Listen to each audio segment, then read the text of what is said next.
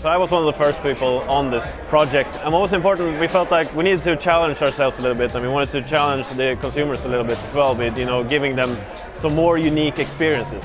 There's a couple of guys working at the studio. They have been pitching a game for, I think, almost 10 years.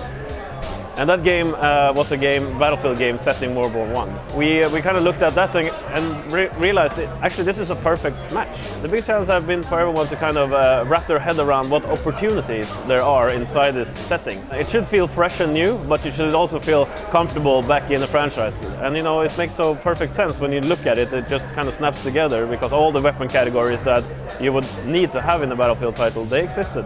So we feel like we have a full kind of spectrum of the hardware, and the same thing goes for the vehicles as well. So no one had really settled on a tank design.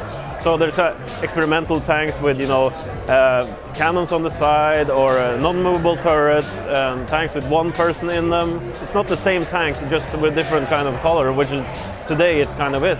I basically got the job I have because I played so much 1942. To me, it was the first moment when all these components kind of clicked together. So this was a couple of years ago when I felt like I was actually getting the feeling that I got from 1942.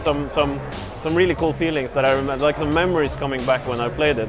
I wouldn't say they play the same, but I would definitely say that they have some of the same experiences and some of the same types of maps and stuff. So I really got a really good vibe from it, and from that moment I just completely fell in love with the game. For me, the magic comes, we're sitting on the development point of view, so a lot of stuff is broken.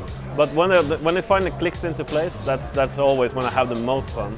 And in this game, it just happened here the other day. I was running on a hill, and suddenly a huge explosion happened right in front of me. It generated a huge crater, so I was like, oh good, maybe I'll use that for cover. And as I jumped down, a car kind of jumped straight over the crater. So literally 1 second from being run over by this car, but this crater kind of saved me. It's interesting when you have like a round that has been going on for say 30 or 40 minutes. And then you start flying over it and you see this completely scarred landscape. So it's all houses are completely leveled, the terrain is kind of blown up, and there's only like craters all over it. Everything you want to blow up, you should be able to blow it up.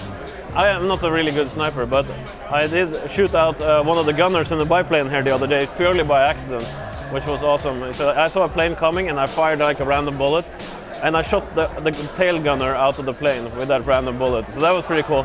There was a guy who once said on the team, he said, like a battlefield moment to me is when everything goes horribly right. Which I thought was kind of an interesting take on it. Being bayonet charged when you think that you're on top of everything, and suddenly you just hear a guy screaming on your right hand side, ah! And then he gets you. It's pretty intense and fun. Does the screaming trigger automatically if you're charging with a bayonet as a player? Yeah.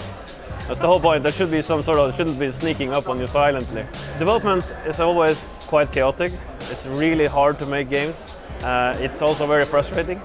But when it comes together, it's so rewarding. So pretty good. It's always a challenge, but I think we're headed in the right direction.